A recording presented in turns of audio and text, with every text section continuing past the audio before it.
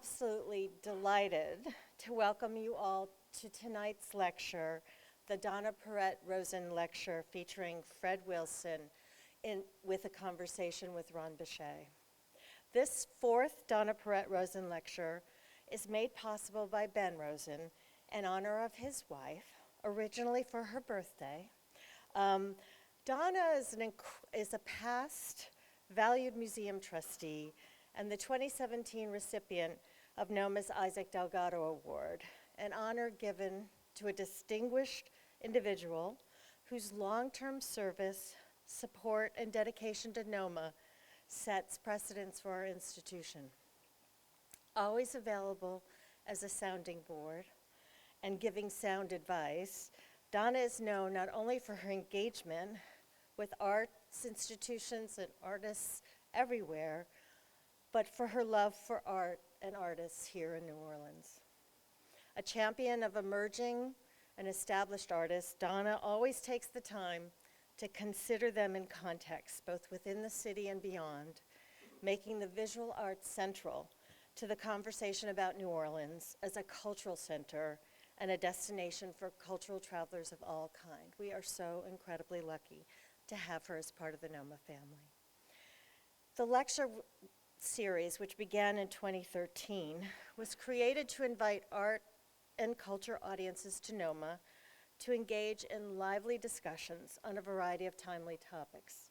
It has featured such luminaries as Frank Stella, Calvin Tompkins, and Dodi Kazanjian in conversation with the Whitney Museum of Art director Adam Weinberg, curator Carter Foster in conversation with Kevin Salatino, all wonderful lectures and experiences that I know all of us hold a special place in our memory for them. Tonight, we welcome Fred Wilson and Ron Bechet to NOMA. Ron Bechet, a native New Orleanian, is an artist and a beloved professor at Xavier University. Bechet's work has been exhibited nationally and internationally, including a solo exhibition in 2015 at the Acadiana Art Center in Lafayette called Sense of Place, in which he examined the visual culture of the African diaspora. He's collaborated on works and exhibitions with John Scott, with whom he shared a studio space for many years. A graduate of the Distinguished MFA program at Yale, Bechet's work can be found in our own collection here at NOMA, Pennsylvania College of Art and Design Museum, and the Ogden Museum of Art, among many others. Fred Wilson lives and works in New York, and among other things, he's known for creating new exhibition contexts for the display of art and artifacts found in the museum. Those displays include wall labels, sound, lighting, and non-traditional pairings of objects. Beginning in 1992 with his monumental and now historic exhibition, Mining the Museum, which I saw and was incredibly impressed and moved by, his work, the exhibition was characterized as having, quote unquote, changed the art world. His work questions and forces the viewer to question how curators shape interpretations of historical truth, artistic value, and the language of display, and what kinds of biases our cultural institutions express. We have all, as museum professionals and curators, learned a great deal from those initial forays into compare and contrast, which incredibly compelling juxtapositions that made us all think once again about how museums display objects. Fred received a MacArthur Foundation Achievement Award in 1999 and the Larry Aldrich Foundation Award in 2003. He is the Distinguished Visiting Fellow in Object Exhibition and Knowledge. I want to take that course at Skidmore College. Fred represented the United States at the Cairo Biennale and the Venice Biennale in 2003. We are so proud to feature Fred's work, the Mehta the Muse, in our new Best Off Sculpture Garden expansion, thanks to the generosity of Sydney and Walda Bestoff, who are also here this evening. I hope you will return when it's not raining and there's no Voodoo Fest, and visit his work in the garden. Please join me in welcoming Fred Wilson and then Ron Bechet. Thank you.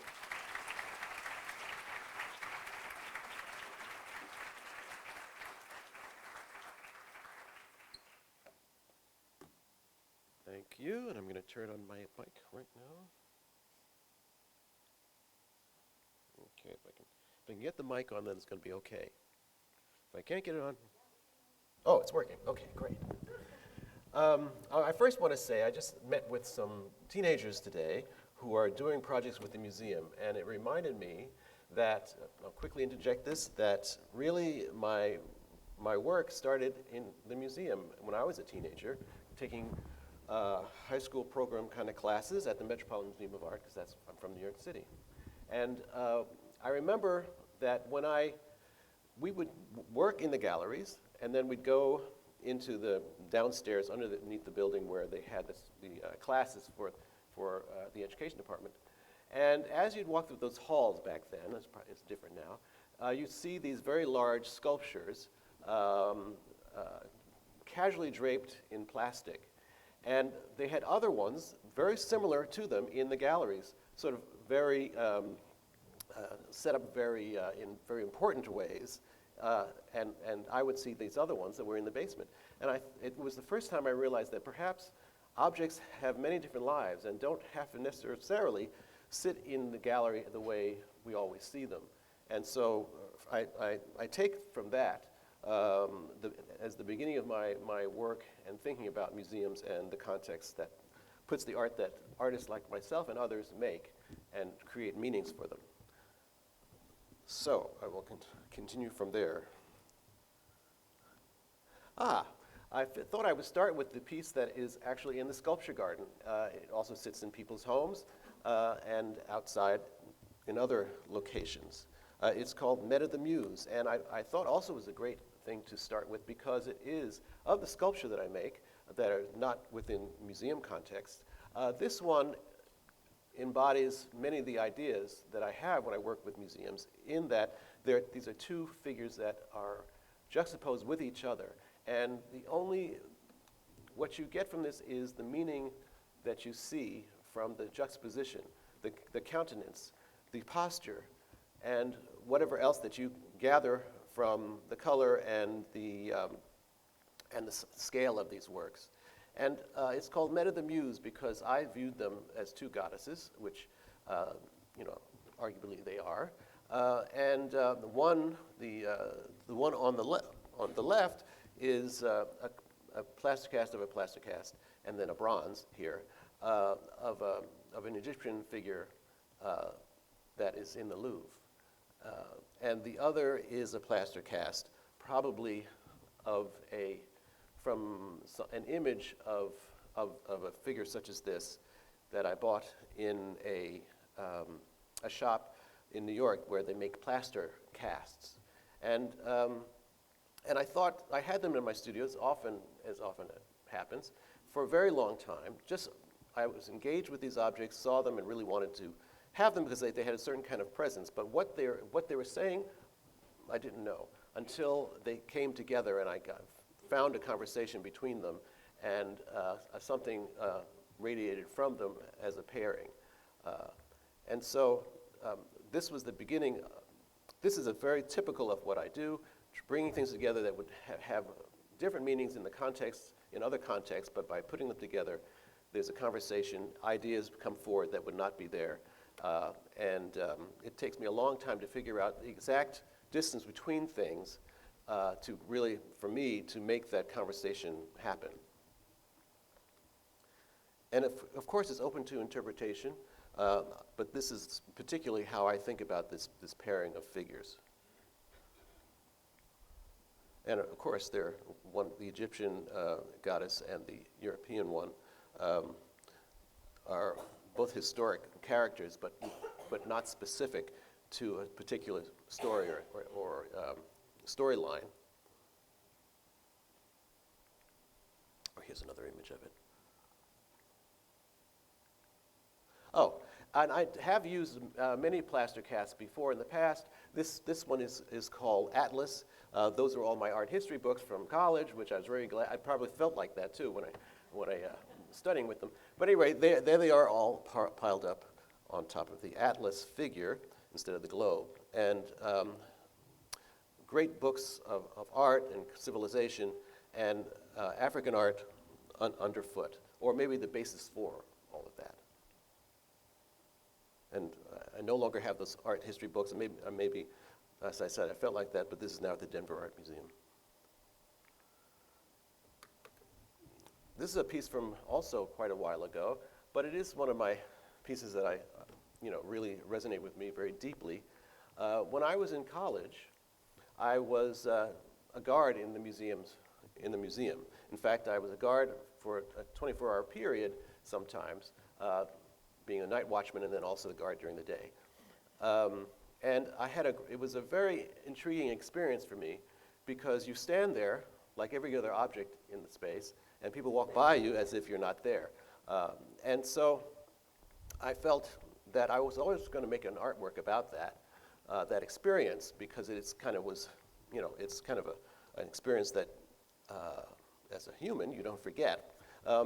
And many museums have, and these are the outfits of 4 different museum uniforms for different guards. And certainly when I made it, which is a long time ago now in New York City, they're all very nattily dressed. But back then, this is how 4 different museums. And the Jewish Museum is the only museum that gave me an actual guard's uniform. And speaking to the director, she said, fine. But the Met, was afraid I'd put the uniform on and then steal stuff from the building. But at any rate, so really, I was just thinking that these men, have an important role in the museum, and accept that at that time, and things are changing, we must say, but at that time, African Americans were in the guards, the food service, and in maintenance, and no one upstairs deciding what got collected and what was important culture to remember. Anyway, and they're headless because obviously they look the same one to another. As far as you're hard pressed to remember a guard in a museum unless you go to that museum many times. So they're basically anonymous figures. But there's more to the story. Before this piece was shown, I was asked by the Whitney Museum of American Art if I would give a tour of an exhibition at the museum. They were inviting artists to give tours of museum exhibitions. And I said, sure, I'll do it if I can be in costume. And they said, oh boy, the artist's going to be in costume. I don't know if they thought it was going to be in a bunny costume, or I don't know what they thought. But at any rate, for years before that, right out of college, I worked in the Met and the Museum of Natural History in education, so I knew a lot of educators as well. But at the Whitney, we all had lunch together. Some of them I knew, and then there were docents and museum educators, and I said, okay, excuse me, I'm going to change into my costume now. I'll meet you at my sign that says Fred Speaks at 2 o'clock. And they said, okay, great. And so I left the group, went down, changed into a guard's uniform because I know many guards in many different museums, and stood by the sign. And they all came down and stood in front of me, waiting for me to show up. Yes, they did. Yes, they did. So finally I said, all right, let's get this thing going. And they were all very embarrassed, especially people I knew.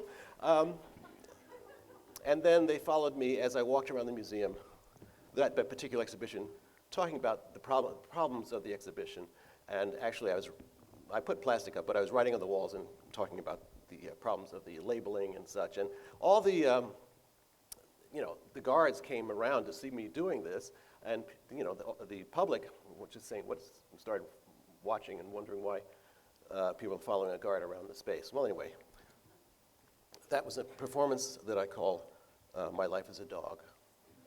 That has another long story attached to it. And now thankfully it's owned by the Whitney Museum of American Art, and when they first put it out, the guards would stand next to it, and then people would get off the elevator, they'd move and people would jump. But that was their little fun, what can I say? So now that I'm a trustee at the Whitney Museum of American Art, they feel like they've got one of them up there in the boardroom.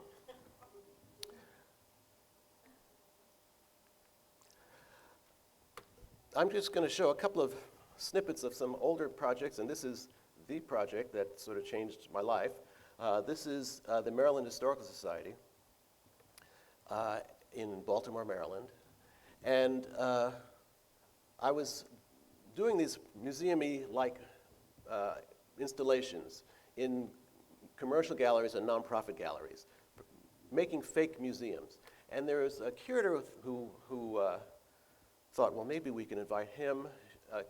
She was Lisa Curran, is the curator of the Contemporary in Maryland. There's a museum without walls, and they were inviting people to do projects in mobile stations and what have you, other, front lawns and things like that. So they figured, well, Fred does these unusual projects, and maybe he's never done a museum. Maybe he could do it in an actual museum. And I never thought anybody would invite me to do that. But yes, they did. They wanted me to go around. Actually, they went with me to all the museums in Baltimore, meeting with the director and the chief curator. I don't know if they really knew why we were meeting me, but they were meeting me. But we had great conversations. And then I went to the Maryland Historical Society, which this is, and I felt so uncomfortable there, even though it had really, paintings and decorative arts that were certainly familiar to me, having worked at the Met. But I thought, well, if I'm as uncomfortable as I am in being in a museum, I want to find out what that means and why that is. And I said I wanted to do it there. And so, to my surprise, the director said, yes, we'll have this artist who's never done a project in a museum, and we've never had artists do anything in the museum. Yes, we'll let him work with our things.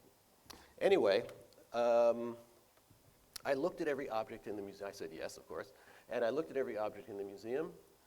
I spoke to everyone in the museum, everyone from the woman who cleaned the silver to the head of the board, just to find out their perception of the museum. And I also spoke to people from outside the museum, different community groups, because I'm not from Maryland, and I really want to understand how they saw the museum.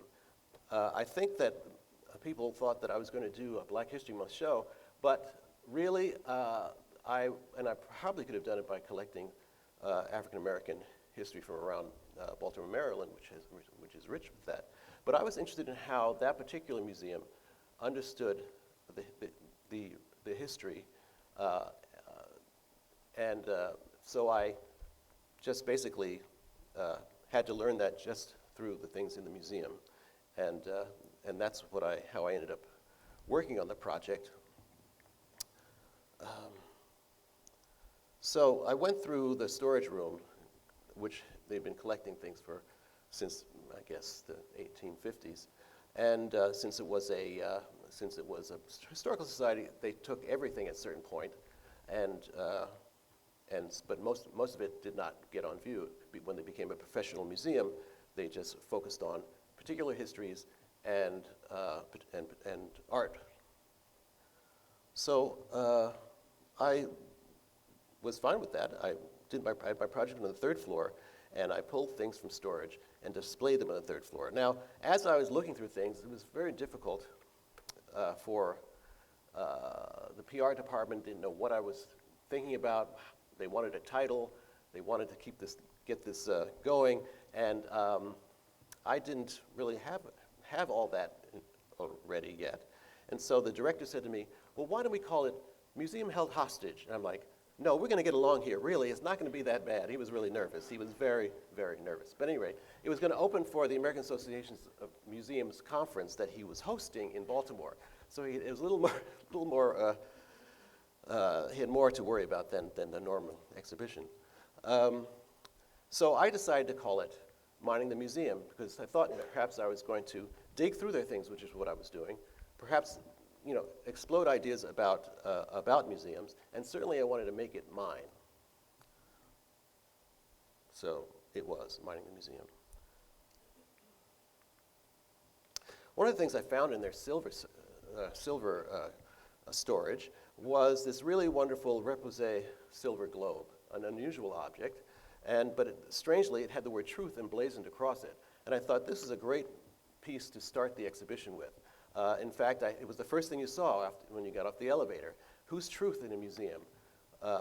Which truth in history do you choose? And so actually this piece was a globe for truth in advertising, and the curator said, yeah, And it came to the museum in 1929. I guess that's when they stopped believing in truth in advertising. But anyway,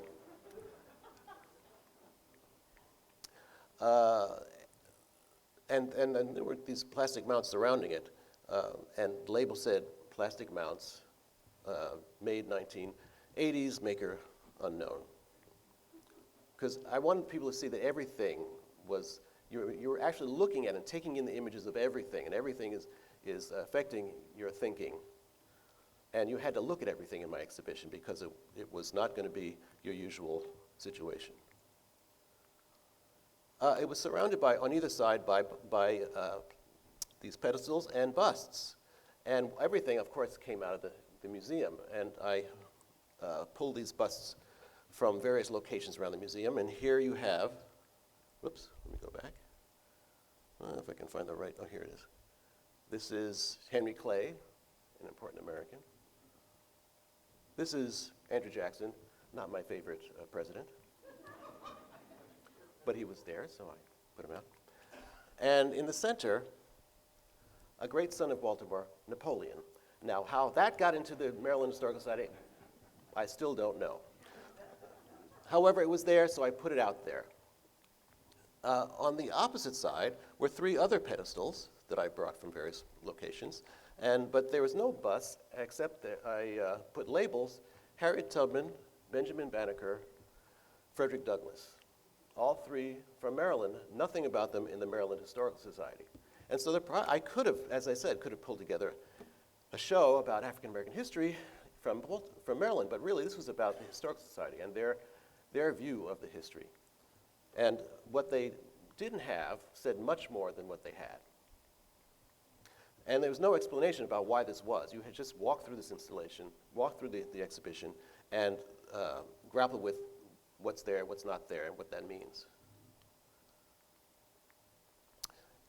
And in this gallery, these are paintings that were on the floors below, and I brought them up into my exhibition because I thought there was something funny about them. Well, this one here, I wasn't going to talk about it, but this one's a painting. I asked her for a rip painting, and every old museum has a rip painting. They just don't talk about it that much. Anyway, it needed conservation. That's the way you say it. Anyway, it didn't have it. I said, well, I want a rip painting, and she'd pull out a painting, the Curator, love her, and I said, not that one. So she'd pull another one out, and I said, oh, I like this one. And then I made a video of the maintenance guy and put his face behind this 19th century white gentleman's face, so you saw half him and half the painting, and he speak to the viewer. He said things like, no one knows I'm inside of you except Mama, something like that. And he had other things to say. That was a great conversation between the docents who needed to explain all these things, and really they were used to explaining, they used to talking about the history that everybody knew when they came into the museum, but they had to sort of come up with other discussions about it. In fact, with that one, they all stood around and talked about how they're going to explain this, and really, they viewed it as talking about passing for white. And one of the docents, because the curator was behind the wall and heard all this, docent said, well, actually, I'm African American. Now, I didn't even know he was African American, very light complexion. But when he left the museum, he'd go back to his neighborhood. But in a way, everybody who came to the museum became whatever they thought the elite of Maryland was, no matter what race you were. But that was pretty extreme with him. And so now, after my project, they put him on the board. But anyway, besides that.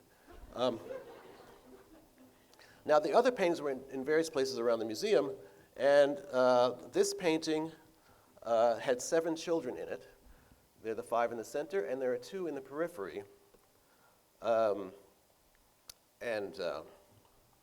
So I saw these children in the periphery of these paintings, and I wanted other people to see them because obviously nobody was seeing them, even though they were there in plain sight. So I added lights to the paintings because they had dark edges, and I made an audio tape with black children in Baltimore, and as you stepped in front of the painting, the voices would come out. I talked with the children about the paintings, and then they came up with various ideas or various thoughts, and these were grade school kids. And I used that as you stepped in front of the painting. And here's the painting fully lit. I didn't light it quite this much, but you can see the black children in the periphery of the painting. Each one of these paintings had an image like that, but you were not meant to see them. As I said, you were not meant to see, even think about average Marylanders or immigrants. It was simply, the museum was simply for the elite of Maryland, or people who wanted to believe they were the elite of Maryland. And the voices said, coming from the locations of the two black children, where's my mother? And these are the things that these children came up with. Who calms me when I'm afraid? Who washes my back? Things like that. This painting hung by the front door, and the director walked by it every day. And when we took it off the wall, we realized that the black child, had a metal collar around his neck, and he said, I never saw that collar around his neck. Anyway, the voices on this painting said, am I your friend? Am I your brother? Am I your pet? And clearly, you know, the black child of the bird and the white child of the bow and arrow, clearly he could have been all three.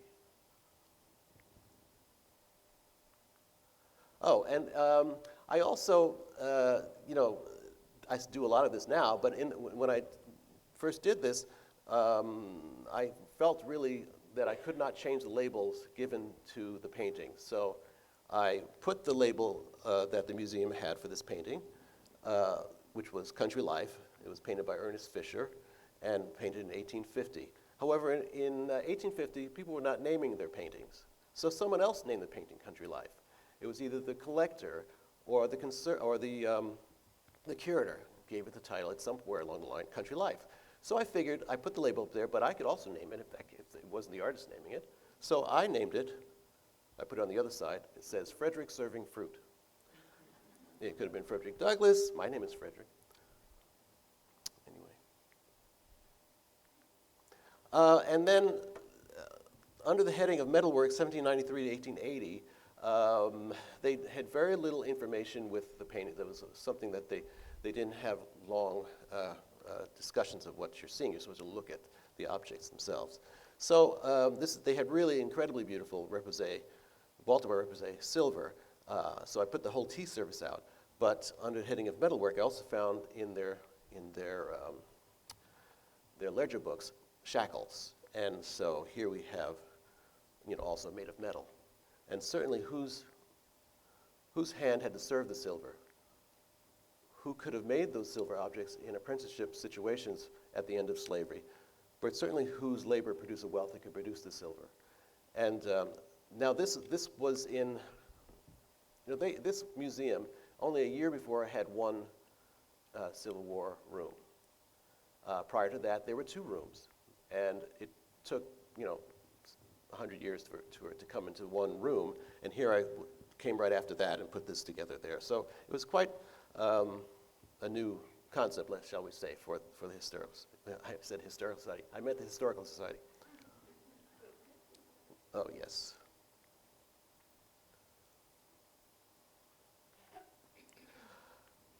I did many other things with that, but I'm going to move on. This is at Old Salem in Winston-Salem, North Carolina. This is a historic village, much like Colonial Williamsburg, but not as much money. And it's the Moravians settled there in the late 1600s, and so as I was walked around this location and thought I might do something there, they mentioned that, they said, well, there were only a few slaves there, but we don't know much about them. And I didn't see anything that related to this. I didn't ask them, first of all. But at any rate, since they asked, I wanted to see what was referencing the African population there. And there was nothing. And there's nothing when you walk through there. You would walk from house to house, and someone dressed up in a costume would talk to you about what the house is for and such.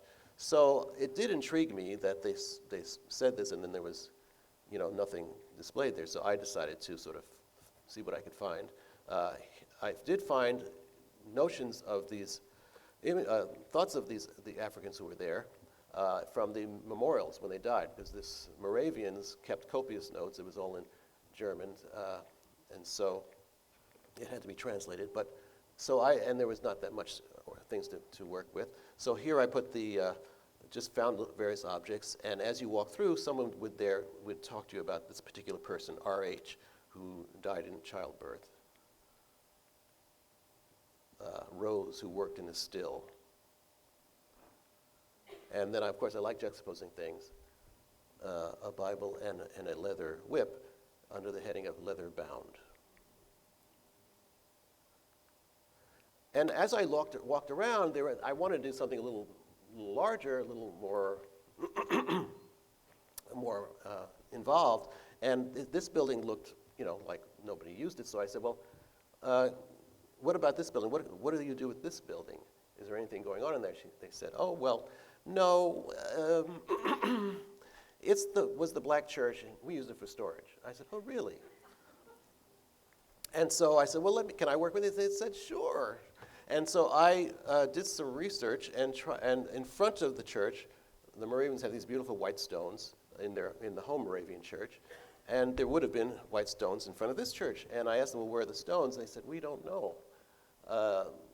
Have no idea. I said, oh, really? So I looked behind the church, didn't find them. Looked in various storage buildings, didn't find them. So I just went on my merry way. I decided I would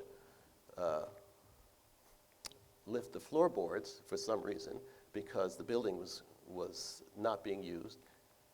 But before I did that, I put these little silhouettes, making silhouettes of some members of the black community that would ride across a stream, and just made silhouettes and put them in the locations where the black Moravians would have laid to rest.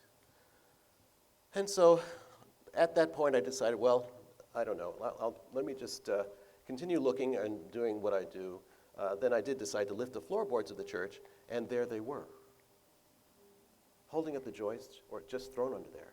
And no one knew how they got there.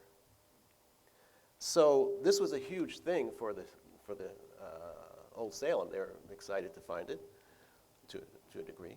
And so they didn't want me, Leland Ferguson is an African-American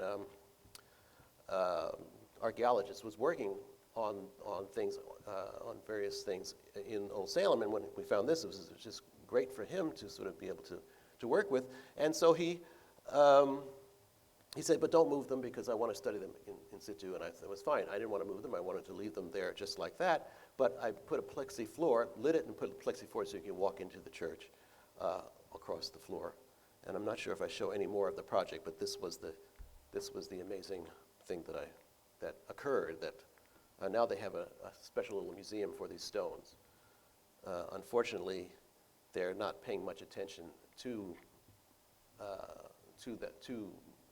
It's not as much a part of the Old Salem as I would like, but it is considered one of the oldest. They still use it now. Oldest churches in North Carolina. Now, how do we jump to this? I've done over 25, 30 museum projects in the United States and other places in the world. Don't have much time to talk, so I'm just going to tell you that's a little view into what I do, which is really hard for me because I want to talk about all my projects because there's lots of things I really like to talk about. But the other side of my practice is I work with various materials in just ways that I find interesting to me. I was invited, and it usually happens by accident, I was invited to a glass residency outside of Seattle, and they were inviting artists. They weren't only glass artists, but they were inviting artists to do a project, to sort of be there in residence. And Kiki had been there, and Lorna had been there. And so I said, well, I'll try it. And I started blowing glass, learned how to blow glass, and worked with some great glass blowers, and started making this form that came to me. Why, I don't know, and it was quite frightening to me as well, because there are these drips, and some of them have eyes, and it was like, my God, this is my childhood from awful cartoons coming back to haunt me. But anyway, I just let it out of my system. I no longer make them. This is called drip, drop, plop. It was kind of a nice way for me to kind of just sort of not do what I normally do with museums, but just sort of have this work come out of me. They're like big drips or big tears, black tears, or whatever you really see them as. I have more after this. But as I was doing this, working with black glass, I was invited to represent the United States at the Venice Biennale. And this is the pavilion, the American Pavilion, on which I did some things which I don't have time to tell you about. But these big figures here are scrims of Africans holding up the pediment, but they're not from, people thought that was from the United States, but in fact, they were from the Frari Church in Venice. And that's a whole other story, what that was about, but I don't have time to talk about that. Anyway, when you first walked in, there was a character. I repainted the pavilion to be the colors of San Marco and the San Marco Church, rather than just a regular white box. And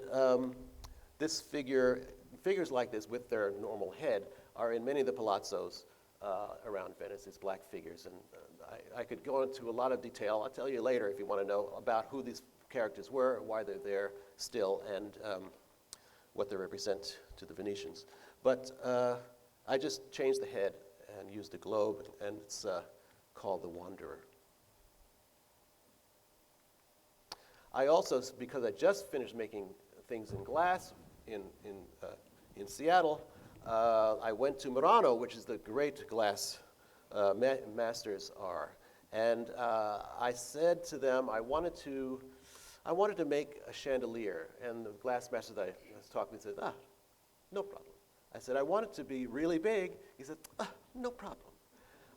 I said, well, I want it to be black. He says, black, artists. Anyway, but at any rate, he did it. He said, I work with Yoko Ono, I could do anything. Anyway, so he made, this is a Rosanico style, 18th century style chandelier, where they're in Venice, they're all in pastel colors and white. And I made the first black chandelier in the world for the Venice Biennale. And then after that came out, and it's huge. And after it was made, you start seeing some Venetians doing a little gold around the edges. And then Philippe Starck, Philippe had one in his Paris show that same fall, where he got that idea all of a sudden. But at any rate, this is called Speak of Me as I Am from Othello. And I've made a series of these projects called, with names from the play Othello. And this one is, I felt it was an embodiment of Othello in this chandelier. Othello himself was magnificent, mournful, and monstrous all at the same time. And this is how I felt about this particular work. So, but these chandeliers became very much, Othello became a vehicle for me to sort of imagine ideas for chandeliers. And, here's more of the image of a close-up. And this one is called To Die Upon a Kiss, another line from Othello. To me, it's the body, the soul of the body sort of leaking out. Interestingly, as it happens, after I made this one, I realized that was the year my father was dying.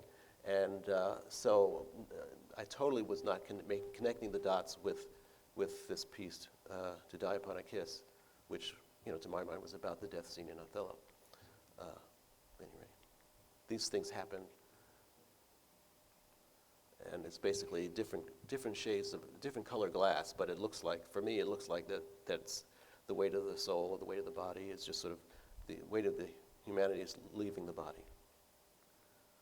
And I also made these mirrors.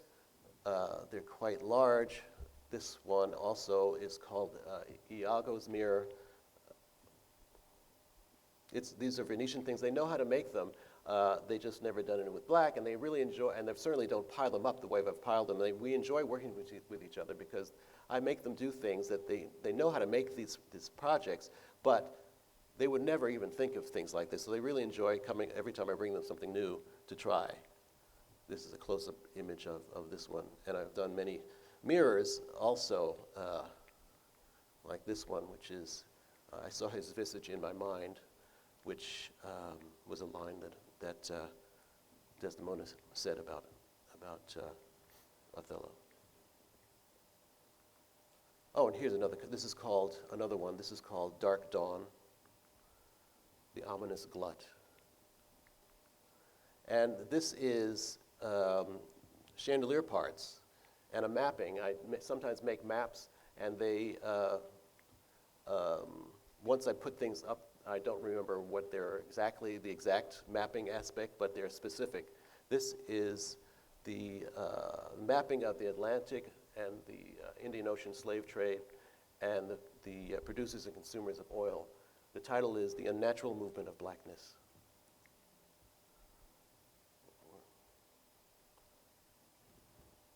How am I doing? Oh, keep on going. Okay, sorry. Yeah. Oh, so I do have a chance to show this, my most recent project that I did in Istanbul for the Istanbul Biennial in 2017. I thought I was going to go there just once, and I went 7 times. I was a commuter to Istanbul, and made this project, which I just truly loved. And it has traveled to New York, to London, to Los Angeles, and it's coming to Charleston at the Gibbs Museum in May. But I didn't know what I was going to do, but when I got there, I was, and people somehow, they see me and they want to tell me that there were African black people in Turkey. And I met this artist, Afro-Turkish artist, and she invited me to meet with a bunch of people in the community in Istanbul, largely there in Izmir, but, and some came up to meet with me as well. And we talked about what their lives were like and what their history was like in Turkey. And basically, their history has never been recorded. They are not even considered a minority in their own country. You know, the Kurds, the Armenians, the Jews, and the Greeks, that are the few that are still there. But the Africans, which are a fair number, are not really, they're off the records. And so they're just there. And certainly generations ago, their grandparents and their parents were not saying, you know, how they got there. And in fact, the Turks, and this is considered a slur now, but would call them Arab, which means Arab. And this is a slur because the Arabs were the ones who pulled them out of Africa, sold them into slavery to the sultans during the Ottoman Empire. And so they'd been there for several hundred years. And not knowing much about their history, I've learned a lot. But so I think the internet and the global notion of the global African has really affected change for the Afro-Turks, because they're Afro-Turks, they're Afro-Greeks, they're Afro-Armenians, and Afro-Kurds as well. So anyway, the first thing I wanted to do was make a big chandelier. And this is a chandelier, a Venetian one, because the project, the Biennale was called A Good Neighbor. So here the neighbors were Venice and Turkey in the early centuries. So this is a Venetian chandelier, like my usual ones, with an Ottoman chandelier embedded in there. This is 600 pounds. And I work with my Venetian glass person, my chandelier person, and the Turkish chandelier person, and they all spoke different languages. It's amazing the thing actually happened, but it did. The exhibition had many other things in it, paintings, Ottoman era paintings, and you'd see one African person in the periphery of this many lithographs as well. And this was just, you know, a new thing for not only the larger Turkish population, but the Afro-Turks as well. They've not seen themselves in history in their own country. This is a close-up of the Ottoman canisters, light canisters, and the Venetian glass. And I'm only showing you a couple because I know that I'm way over time.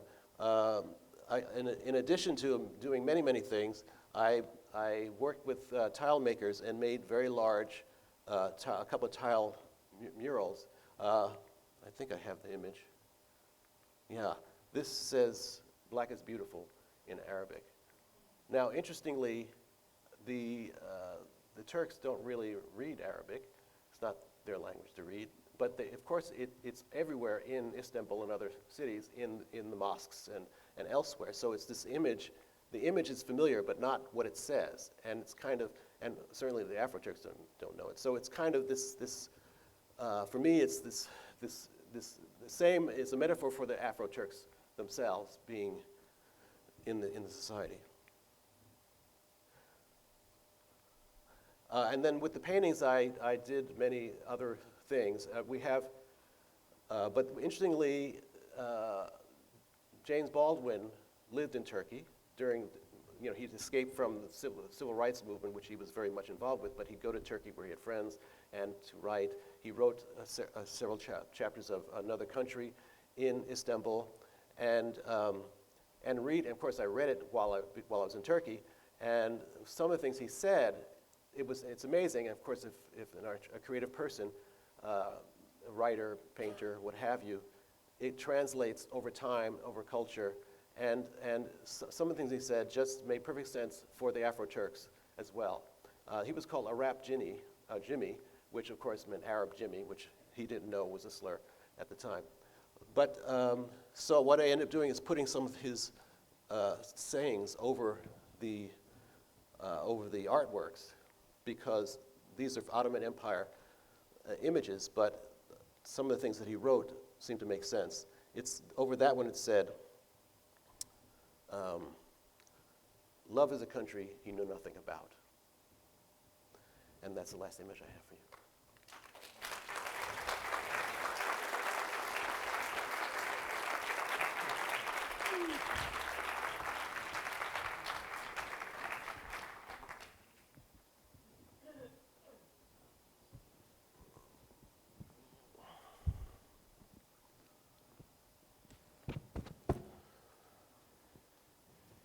Thanks, Fred. And I want to say thanks to Ben and to Donna as well, and to Noma for this opportunity to have this conversation and to have you with us to have this conversation. And we were talking earlier about the first piece that I saw of yours, Guarded View, and how it impressed me and impacted me, and made me wonder, what was I doing, in terms of expressing my subtlety? But yours was out there, I felt. And I thought that you were really speaking and addressing some of the issues that I was dealing with, but very subtly. So I wanted to ask you a little bit to talk about what brought you to being more direct about the way that you talked in your work. Well, I think we all, as artists, we do these things, and when we're making our best work, we're doing it in the way that we can do it best. And when I'm working in these, in the institution, the museum, is really, with Mind the Museum, who doesn't know about slavery? It's not like I'm trying to reveal anything about slavery. It's really that I'm trying to reveal it for the institution to kind of realize that they're avoiding, and they're in denial, and that sort of thing. But I really get along with everybody that I work with. The only way I can do what I do is that we relate to each other. We become a family by the time I'm leaving there, and it's just that I'm seeing things that they have sort of not thought about, or not seen, or not wanted to see, or just thought was not a part of their work. And so I appreciate that, and what I'm trying to do generally is I don't see it shocking when I'm doing it, because there are objects in the institution that are already there. It's just that they're just in the storage rooms. And I also try, when I'm working in a community that's not my community, I mean, the museum community is my community, essentially, but the community of the city, the town. It I've worked in every place from Australia to Poland to Sweden to just a lot of Egypt. So I realize I'm a visitor. I'm not from there, and I want to make sense for the people that are there.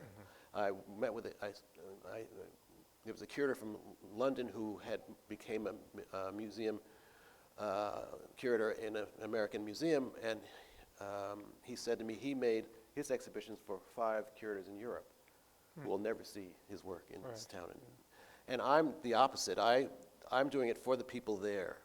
I sort of come in and I absorb as much as I can and talk with as many people as I can about that place, and gather, knowing that I'm not going to know everything, I'm not going to get it right, but I try to kind of get it so whatever I'm doing will be maybe a surprise, a shock, what have you, but it's not going to make them shut down and just want it to be over. Yeah. And so that's, to the degree that I can do that, it's terrific, because, art is a very private experience. You stand in front of an artwork, and it's you, unless you have a friend that you want to talk with, but it's you, kind of getting something from that image, from that object, and you can think your thoughts. And for me, it's the same with these projects that I do. It's that experience. Then you have to deal with it within yourself, and perhaps it comes out stronger because I believe that community can handle it to the degree that I'm doing it. I don't want people to shut down. I like humor when it's in the service of meaning, and I like beauty for the same reason, in service to meaning. So I think museums are safe places for unsafe ideas. It's just how you do that. If you reach the humanity of whoever's coming to see it, and not think that you're the one who knows so much. But there's lots of a give and take, and they take away things that you may not even imagine. So the more you know, the better the exhibition can be. And the longer I have to work on a project, the better it turns out to be, not only because I have the objects and I can research them, but I'm more informed and understand how the community will do it. Would I do my museum the same way in New York? Probably not. Or other places. It really is very specific to the location and what they can handle and what they can get something out of. But I'm not doing it, it's not rote, or it's not a system. It just comes naturally. Yeah. And it seems to me,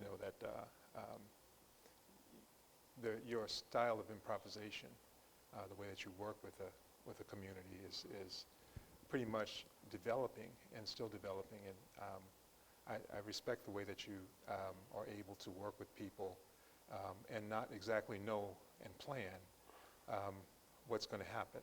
And that improvisation is pretty clear sometimes. And I don't know if you want to address a little bit about the improvisational nature of the work. Well, be specific, because Okay.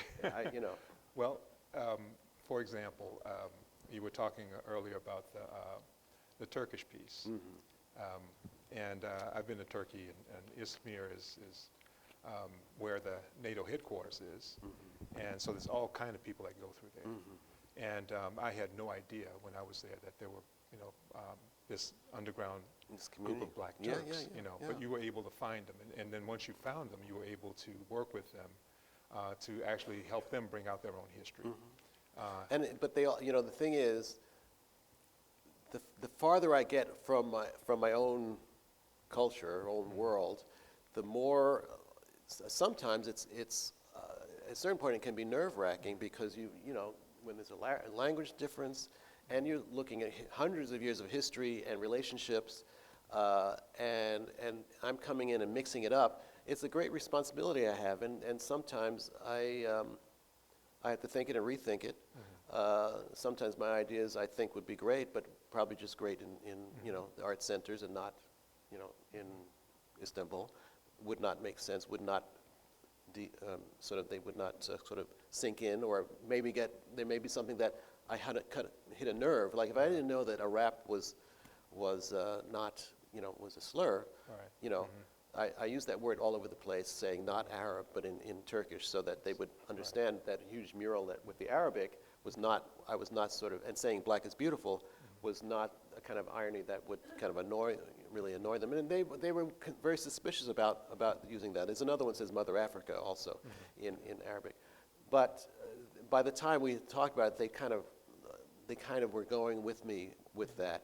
And when they saw it, kind of the beauty of it and the abstractness of it, because nobody in Turkey really reads Arabic, they kind of got what I was thinking about. But I in situations like that, I can get very it doesn't happen often, but when it happens, I feel very responsible and kind of that I'm sort of, especially when this has not been discussed, is the first thing. Yeah. And it was in a museum that only was about the Ottoman Empire, essentially. So really, this is their history, and Erdogan likes to push out this sort of, glorify the Ottomans. And so here, of course, none of the people I knew cared about Erdogan at all. But still, it was a tricky thing to be doing at that time for the Afro-Turks, but also because of the government at that point. Right, that's true, yeah. So what about storytelling? Do you see yourself as a storyteller? Do you see me as a storyteller? I don't think about stories in that way. I learn a lot of stories, and I put what I learn in a context. But probably, if we talk longer, if we had a long talk, I would say, of course, I'm always telling stories. But I'm not really aware of it in that way. Okay, yeah, because I guess I'm thinking of the traditions and for African American art, and is a lot of it has to do with stories that we were told, stories that we learned, and stories that sometimes get embellished. And so I'm wondering if you see yourself in that way. Well, I mean, I don't see myself as a storyteller, but I do see, I enjoy taking in these stories and then putting them out there in the world. I mean, there's just so many different stories to tell. I mean, even in Venice, at the opening of the Venice Biennale, surrounded by people, and this one young Italian came over to me and told me that his family had been Moro, who had been Moors, and he was the first person to tell me about this, and then he disappeared in the crowd. I'm like, wait a minute, I want to talk to you. But so I don't know that I'm telling stories, but I sort of make an environment where these stories can be told, and things that are unspoken can be spoken. But and I guess I see more that not so much as a storyteller, but maybe also bringing out or confronting those issues that are obvious, and making them, and you're actually pulling things that are in plain sight. And causing, I know for me, a way for me to think about them in a contemporary way. And I guess I put them in a context that a story can be created, that can be palatable for a variety of individuals. There are things that I don't touch because I realize that it's beyond my depth. I would need to stay in a particular location, I don't care where it is in the world, a long time to really understand how to thread the needle, tell a particular difficult story, and that would make sense for the people that are there who will see it. But people get these things on various different levels, especially in my museum projects, where I think my best audiences are museum people, because I'm working with all the language of display that they know very well, and so they get all this little small things that I do that really shift meaning, but it's an aha moment for some people. Whereas the public, they get the broader issues, but maybe not these kind of little tweaking of museum display to bring out an idea. Right, yeah, makes sense. I wanted to, there was something I read that I want to make sure I get it right, so I wrote it down, and bear with me. Something I said, and it's a quote that you made. If your modern art is our traditional art, does that make our contemporary art your cliche? Yeah, that was done for a piece called Picasso, Whose Rules? It was I somehow got the MoMA to give me a large, full-size blow-up of Demoiselle d'Avignon. Yeah. And I made this piece. It was at when I was with Metro Pictures. Yeah. And but one of the masks was gone, and I put a video in there of two Senegalese people and myself asking these questions to the viewer, because at the time, this was quite a long time ago,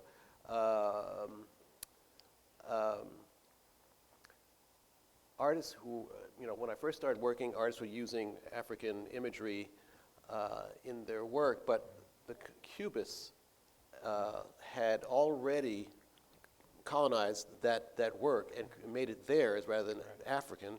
And so anything that an African person or African diaspora person used, when they used those images, it was always kind of a watered-down version, considered a watered-down version of the Cubists, who took it in the first place through the colonial period.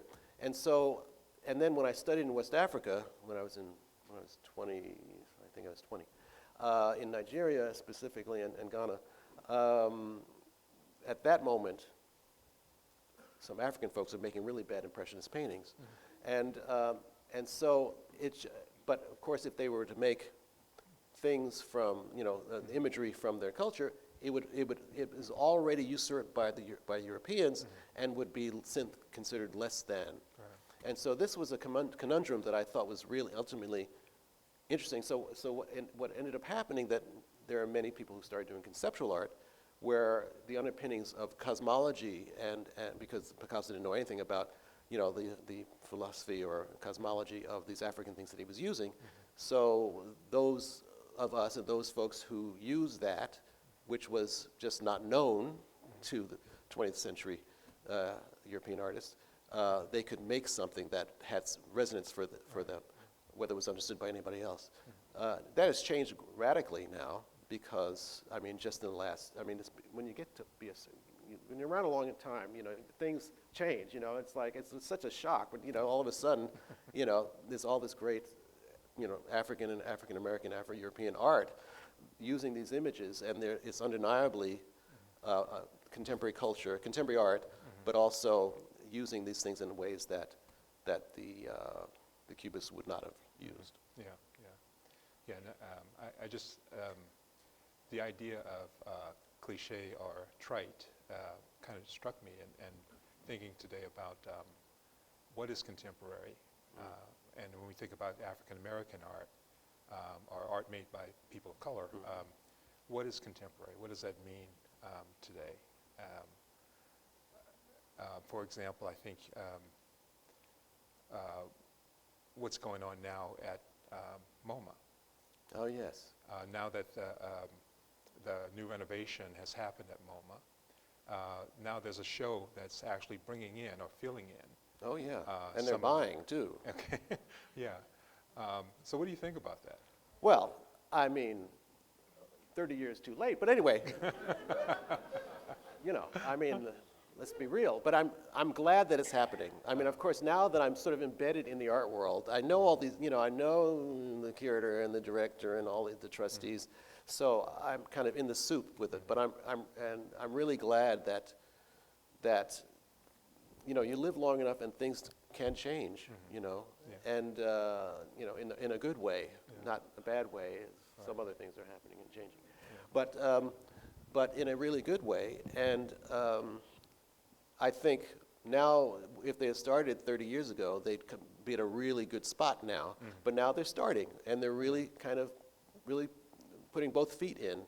And there'll be bumps along the road, but they will really they'll learn from that and hopefully move forward and not not retreat. Yeah.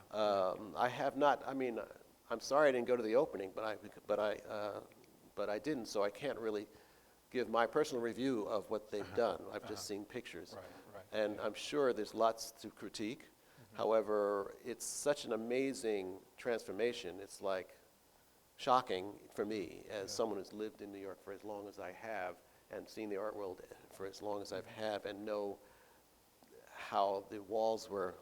It was the Citadel.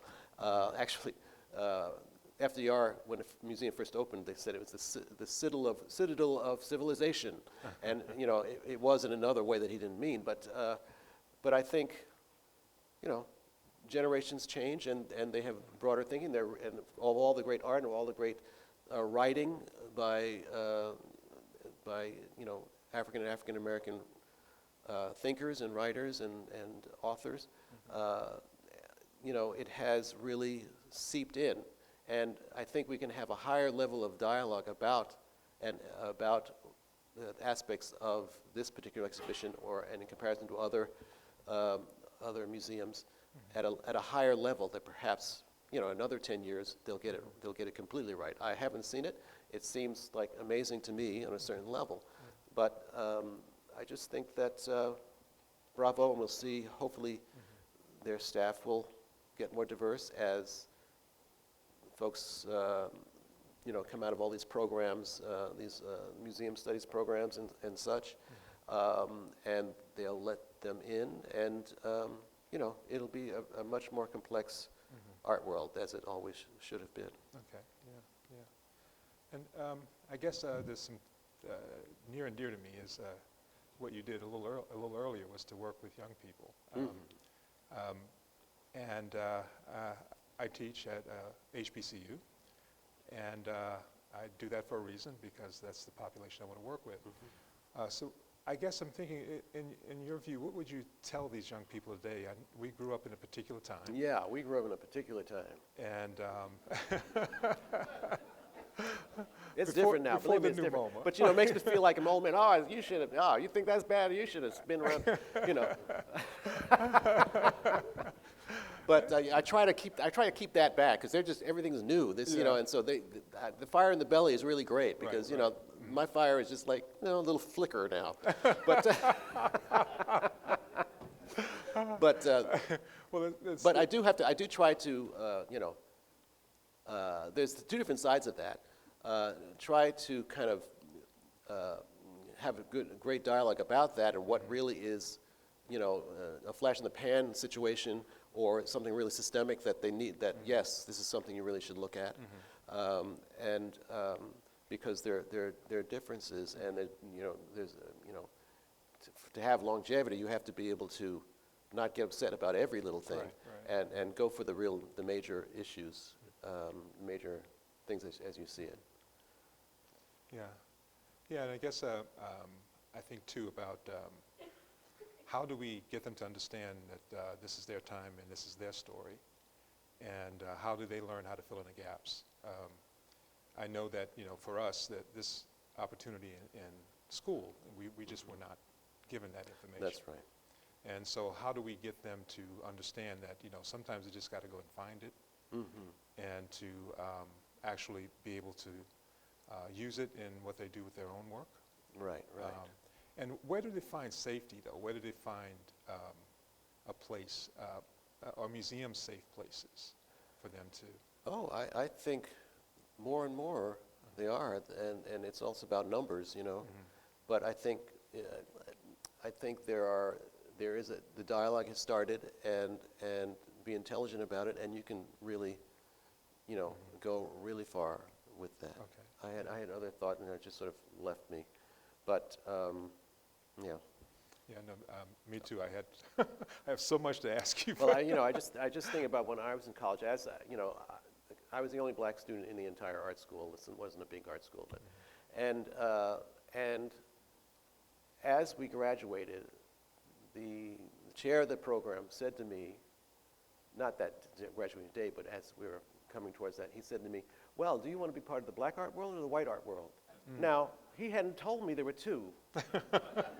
The whole 4 years I was there. Right, right. We heard about one art world. We didn't hear about the other one. And so, you know, anyway. Yeah, you have to go and discover them, right? Yeah, well. And find them on your own. And there were some folks, I know, I was fortunate.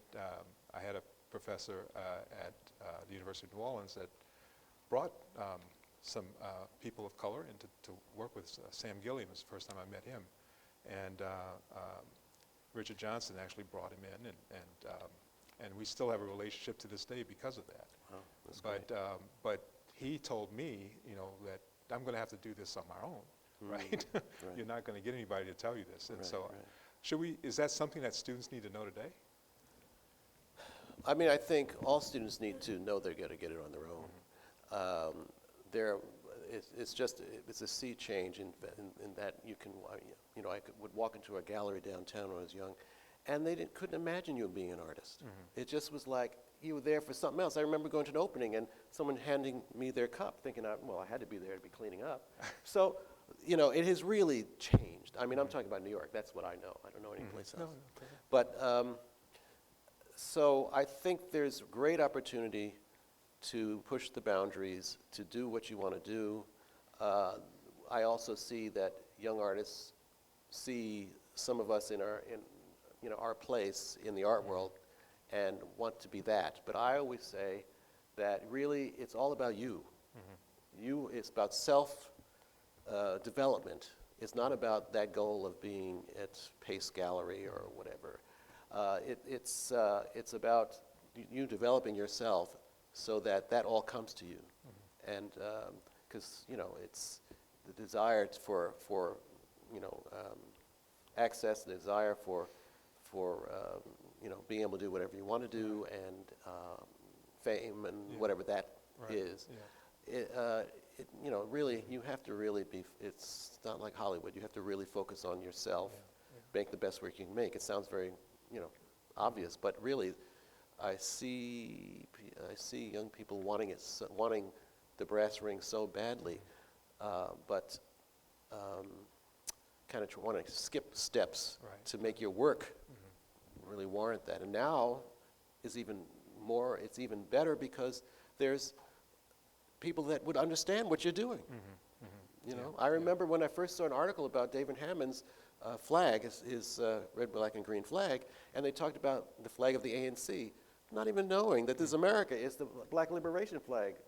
So you couldn't even get, at that point, there were not writers, and now we have writers, and a variety of types of writers, not necessarily only black writers, but so that if you're really doing something serious, it will be understood. It will be,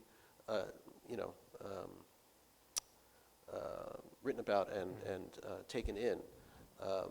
And it's up to you to make it the best that you can make it, and be clear-eyed about it, and be deeply connected to what you're making. Yeah.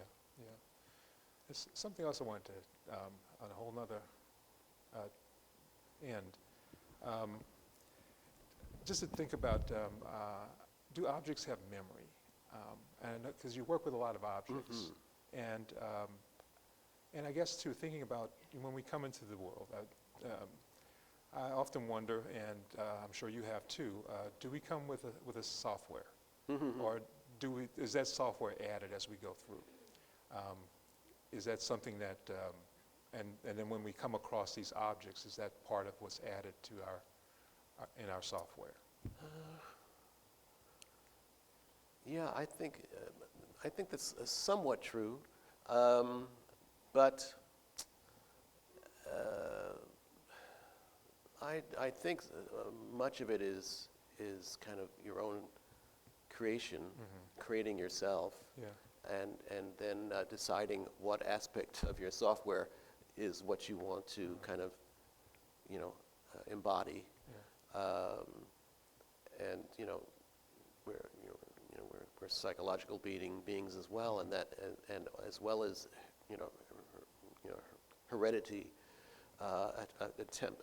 affecting what you do, and so all those things come into play. I don't know specifically about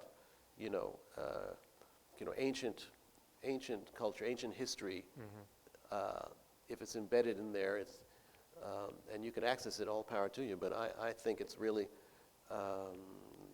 it's more the individual's desire to sort of see the whole panoply of who you are and what the world is, and grabbing onto what really feels right. And maybe that's, you're connecting with something, that you don't really understand from them.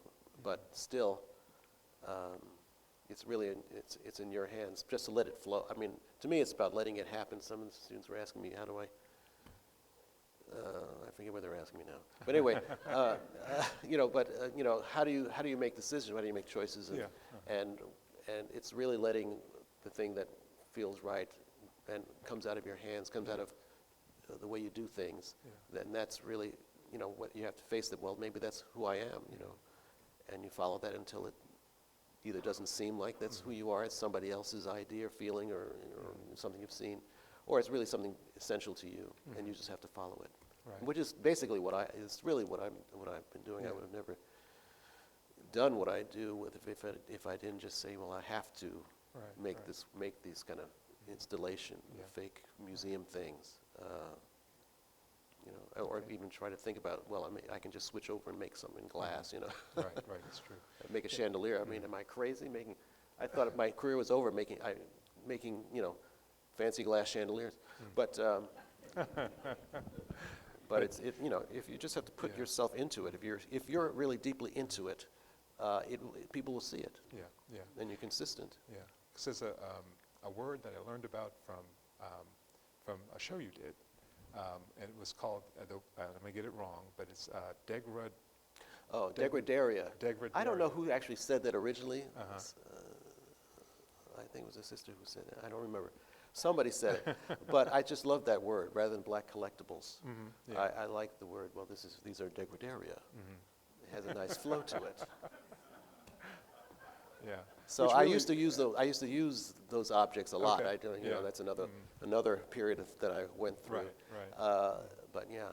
Yeah. So it's one of the reasons why I was thinking about do objects have memory, and using it because those things I can't deal with them. There's just too much power there. And I don't think the object has memory, interestingly, because, when Geshe-Mutu was my student, and she was feisty. I was using these things, I forget what they're called, gollywogs, which in England they're called gollywogs, for what I wanted to do. And she had, because in Kenya she had a gollywog, but didn't have the context there. Right. And so it was something that she held dear because she didn't have that context in Africa among other Africans that this thing in another environment would be such a kind of degradaria, So it was an interesting conversation we had about that when she was a student. Well, we should open it up to anybody else who might want to ask a question. Way back there. So She's coming with the mic. She's coming around to you.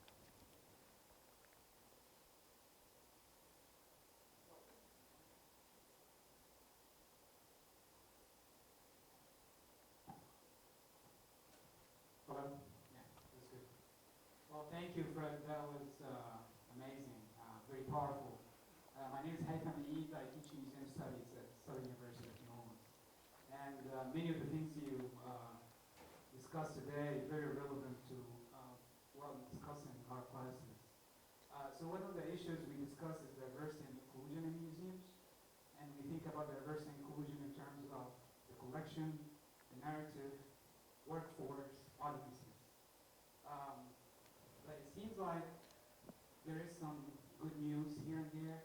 There's some progress, but it seems like it's not satisfying enough to some people.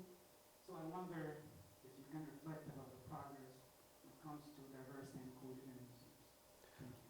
I mean, I've seen a lot of, as I said, if you've been around a long time, you see this huge arc of change. Maybe it's not always that way, but there's so much that still could be done. And I think as long as, we don't succumb to going backwards, at least in the art world, there's great opportunity to move forward, especially in programs like yourselves, like the one you have, where if it's a diverse program, it'll be a diverse workforce, and diverse conversations will have a place for it. Not only a place, it will be the place. And, so at least in the art world, I see a great possibility. But the fear, and actually MoMA, I've been talking with the curators at MoMA, at a program we had at PS1 not too long ago. They are very cognizant of the fact of slipping back, and how do they not let that happen? And it really is bringing in diverse minds, talented diverse minds, to the table and to the decision-making process. Not to mention trustees of museums, and that also is changing. And, you know, I'm in New York. That is also changing in New York. It's been really slow because they've been thinking about the bottom line, which they have, but they think about it far too much as to what the value of diversity to their visitorship will be if at the trustee level conversations are elevated and curators have not only to defend what they do and what the projects that they're coming up with because there's, you know, lack of understanding of why do such a certain thing. But at that table there's enough conversations to not just let things happen, but to really understand why they're happening, and to get the full participation of the board, and with deep understanding, not just kind of being trying to be as PC as possible, but with deep understanding, and bringing people along at every level, every stage of the museum's hierarchy. Yeah. I guess a similar thing could be asked about art and the market. Well, that's the other danger, of course, is all sorts of markets really vibe on the new thing, and they'll quickly forget about markets will just forget about the new thing when there's a newer thing that comes down the pike, and we don't want diversity to be one of these flash in the pan things because black artists are making buku bucks, making all this money. They are. I mean, it seems like Okay. there's a certain layer that seems like, that seems like, I mean, there are, Yeah, we're two men There's here, money but we going can on. also talk about women in that category. So- yeah, but I'm saying that there's a perception that it's going to last forever, but if the market does what the market does, it can easily forget, and you think that you're really a part of something, and in fact, it's not as cemented in as you might think, and it'll go to the next thing. Yeah. And so we have to be cognizant of that. Now, as artists, we have very little to keep dealers' feet to the fire and not go to the next thing. But I'm a particularly optimistic person. There are those dealers who really believe in diversity and not just sort of check a box, but really see different kinds of artwork as extremely exciting and thrilling, and putting their resources behind that. But I tell young people, there's the reality of the new Coke, This is America, right? Yeah, So exactly. we And have it's that now in New York. completely global too now. Yeah. So we're not in 100% control of all this. Yeah. Is there anybody else? Go ahead. She's waiting for the mic. Okay. Yes, Oh, because okay. then you'll be recorded. That's right. We have just say your name and.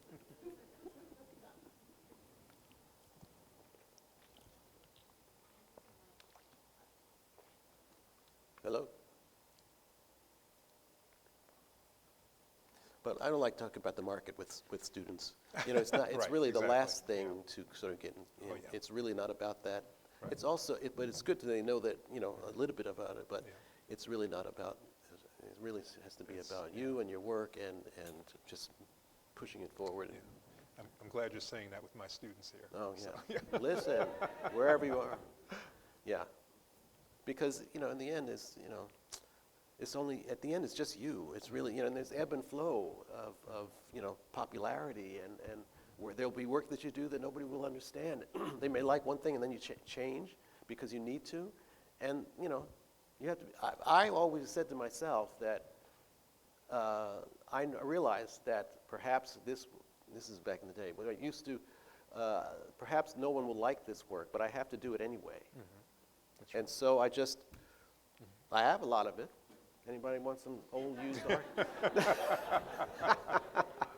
But, you know, but it's really about, that's why you're an artist. You're not doing something else because you want to do exactly what you want to do. And there's a give and take with dealers and, you know, but, you know, you have to be in the driver's seat. Anyway. Thank you so much. Thanks so much for your presentation and the conversation. It's been great. Oh, there you are. Yeah, here I am. I generally think about your museum work in relation to institutional critique, and that's, I mean, I found myself describing your work quickly to somebody today. That's the language I use. Yeah. But listening to you talk today, there's this whole other community engaged element to it, and like specifically the museum community. And I was wondering how you locate yourself in relation to institutional critique or maybe even social practice, like in terms of a community engaged aspect. Yeah, all those terms.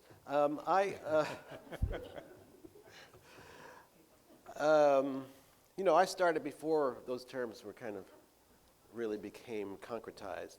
So if I'm a little bit unsure of the difference between them, it's, excuse me, but although I don't know if you read this independent study program, but Ron would just laugh if I told him that. But anyway, not this Ron, the Ron and the other one. Clark. And, Right. But, you know, it's like, I wish I could say something really intelligent at this moment, but I basically think, like, as I say, I'm sort of like a bumblebee. Your bumblebee's wings are too small to really carry its weight, but it doesn't know that, so it just keeps flying. And that's kind of, I mean, that's the life of the artist anyway. As I said, I've been doing this prior to these words had meaning, and I just do what I do. Where it interfaces with some of this, that's fantastic. Perhaps at another moment I could, and we had time to sit and talk about these specific ideas. You know, maybe I could come up with a cogent response to this, but you know, I just do, it's natural, and a lot of these things that you're talking about come natural to me, so I don't have the label on it. I remember when Andrea Fraser and I and a bunch of other people started a couple of little group committees around practice, around services. We had a group called Services, and there was another one that we had. We're really looking at these, actually she started them, and I just, you know, worked with her with that, and a bunch of us worked with them. Just because we wanted to sort of take them apart and understand them and try to see if it was something that was going to grow, and perhaps, like we had a whole thing about an exhibition about contracts. You know, this was kind of her real curiosity about how to sort of, what are we all doing and how, you know, so.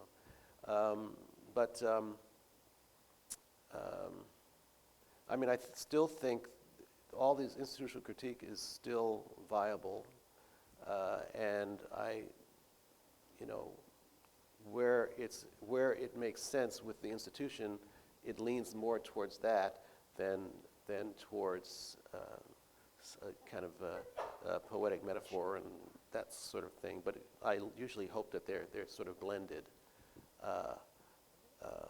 in what I do. But you know, so Yeah, that's kind of what I have to say. I mean, that's what I can say right now. Well, Fred, thanks. It's been really good to talk to you. Yes. And thank you for witnessing.